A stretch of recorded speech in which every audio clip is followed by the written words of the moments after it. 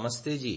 106 श्रव्य कणिका सत्यार्थ प्रकाश स्वाध्याय एवं प्रवचन माला तृतीय समुल्लास के अंतर्गत अध्ययन अध्यापन विषय का आज समापन हम करने जा रहे हैं। आप सभी धर्म प्रेमी महानुभावों का मैं हार्दिक स्वागत करता हूं।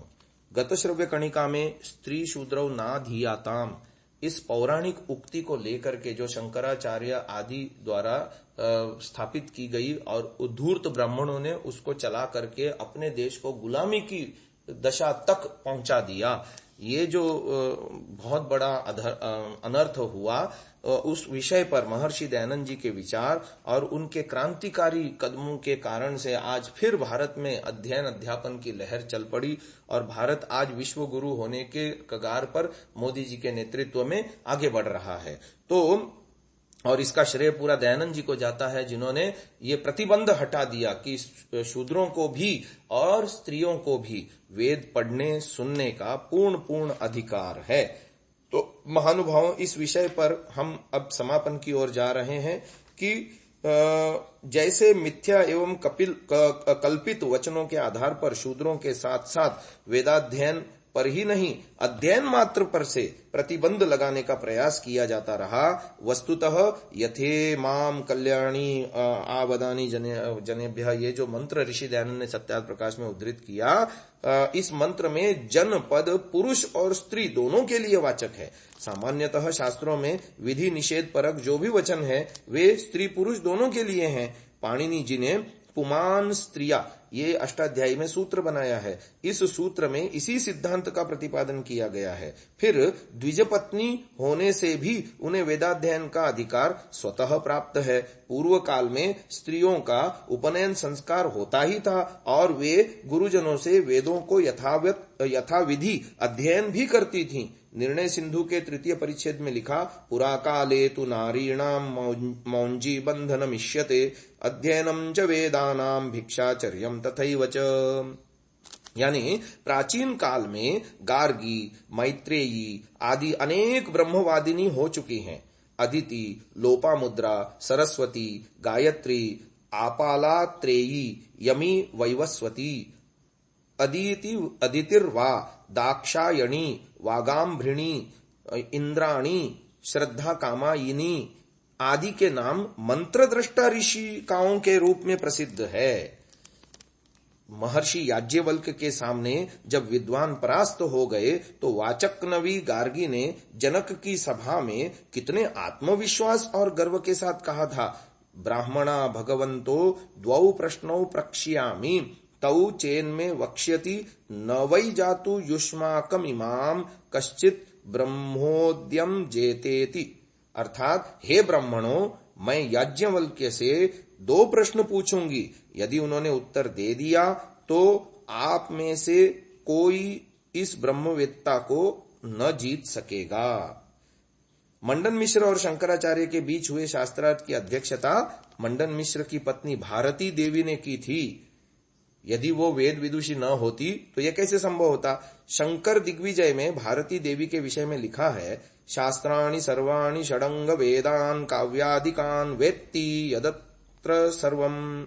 अर्थात भारती देवी 6 शास्त्रों और 6 अंगों सहित 4 वेदों और संपूर्ण काव्यादि ग्रंथों को जानती थीं। इतना ही नहीं, तत्रास्ति न वेत्ति यदत्र बाला, ऐसा कोई विषय नहीं था जिसका उसे ज्ञान न हो। यानी पूर्वा पर सब प्रकार का उनको विषय उपस्थित था। ये बात जो है आई है उनके विषय में।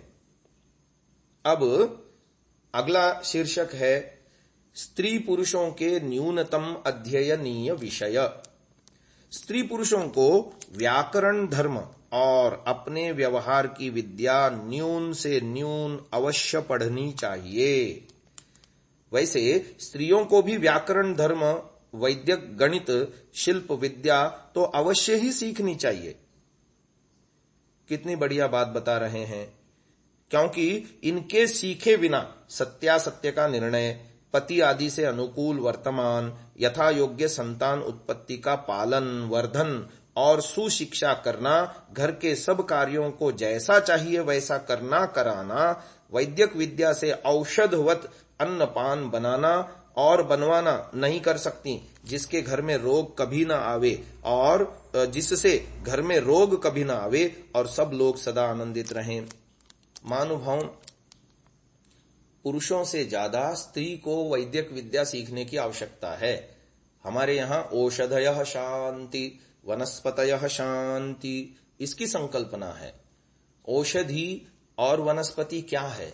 हम इसको दवाई को समझते हैं, मेडिकेशन सिस्टम को समझते हैं, परंतु ऐसा इतना मात्र नहीं है। ये तो अर्थ है ही इसका, लेकिन जो हम अनाज उगता है ना, जो पौधा एक बार फसल दे करके नष्ट हो जाए उसको औषधि कहते हैं, जैसे चावल, गेहूं, दालें आदि। और जो पौधा सालों साल फल देता रहे उसको कहते हैं वनस्पति।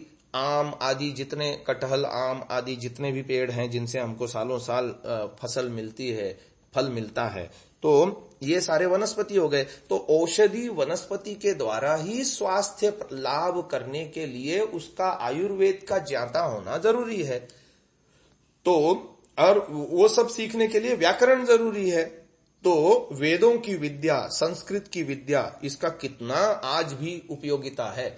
वर्तमान में जो शिक्षा पद्धति में हमको सिखाया जाता है उसका हमारा वास्तविक दैनंदिन जीवन से बहुत कम संबंध होता है।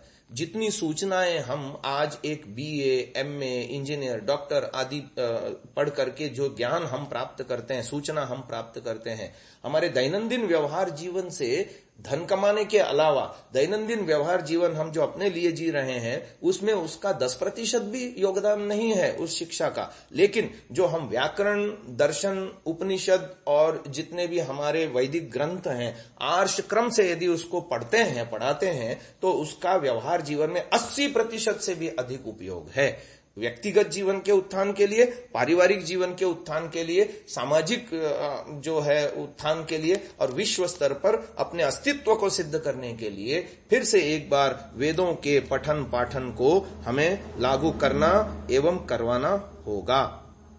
तो आगे आते हैं विद्या रूपी अक्षय कोश। यही कोश अक्षय है जिसको जितना व्यय करें उतना ही बढ़ता जाए। अन्य सब कोश व्यय करने से घट जाते हैं और दाय भागी भी निज भाग ले लेते हैं, और विद्या कोश का चोर व दाय भागी कोई भी नहीं हो सकता। एक श्लोक है बहुत अच्छा, उसकी व्याख्या लिखते हैं ऋषि दयानंद। इस कोश की रक्षा और वृद्धि करने वाला विशेष राजा और प्रजा भी हैं। श्लोक ये है, न चौरहार्यम न च राजहार्यम न भ्रातृभाज्यम न च भारकारी व्यये कृते वर्धत एव नित्यम विद्याधनम सर्वधन प्रधानम। यानी विद्यारूपी कोश ऐसा है, जितना हम उसको बढ़ाएंगे उतना बढ़ता चला जाएगा। जितना हम उसको अन्यों को देने की कोशिश करेंगे, आगम, स्वाध्याय, प्रवचन, व्यवहार, श्रवण, मनन, निधिध्यासन, साक्षात्कार, उससे विद्या पुष्ट होती चली जाएगी। पर दुनिया के बाकी सारे कोश, चाहे वो धन संपत्ति हो, चाहे वो मकान दुकान हो, चाहे वो अन्य कोई हो, वो सारा व्यय करने पर यानी खर्च करने पर घटता है। हमारे पास यदि बहुत सारा धन है, हम यदि दान देंगे या अन्य किसी चीज में खर्च करेंगे तो धन कम कम होता जाएगा। लेकिन ये विद्या रूपी धन है, ऐसा है जिसको व्यय करने से बढ़ता है। आगे वो लिखते हैं, कन्यानाम संप्रदानम कुमाराणाम च रक्षणम। ये मनुस्मृति का श्लोक उद्धृत कर रहे हैं। राजा को योग्य है कि सब कन्या और लड़कों को उक्त समय से उक्त समय तक ब्रह्मचर्य में रख के विद्वान करना कराना। जो कोई इस आज्ञा को न माने तो उसके माता पिता को दंड देना। अर्थात राजा की आज्ञा से 8 वर्ष के पश्चात लड़का व लड़की किसी के घर में न रहने पावे, किंतु आचार्य कुल में रहें। जब तक समावर्तन यानी पूर्ण शिक्षा नहीं होती तब तक विवाह उनका न होने पाए। विद्या का दान सर्वश्रेष्ठ। सर्वेषाम एव दानानाम ब्रह्मदानम विशिष्यते। वार्यन्यगो मही वासस तिलकांचन सर्पिशाम। मनुस्मृति। संसार में जितना दान है, अर्थात जल, अन्न, गौ, पृथ्वी, वस्त्र, तिल, सुवर्ण और घृतादि, इन सब दानों से वेद विद्या का दान अति श्रेष्ठ है। इसलिए जितना बन सके उतना प्रयत्न तन मन धन से विद्या की वृद्धि में किया करें। जिस देश में यथायोग्य ब्रह्मचर्य, विद्या और वेदोक्त धर्म का प्रचार होता है वही देश सौभाग्यवान होता है। यह ब्रह्मचर्य आश्रम की शिक्षा संक्षेप से लिखी गई। इसके आगे चौथे समुल्लास में समावर्तन और गृहस्थ आश्रम की शिक्षा लिखी जाएगी। इति श्रीमद्दयानंद सरस्वती स्वामी कृते सत्यार्थ प्रकाशे सुभाषा विभूषिते शिक्षा विषये तृतीयः समुल्लासः संपूर्णः। महानुभावों, जो क्लिष्ट विषय था अब समाप्त हो गया।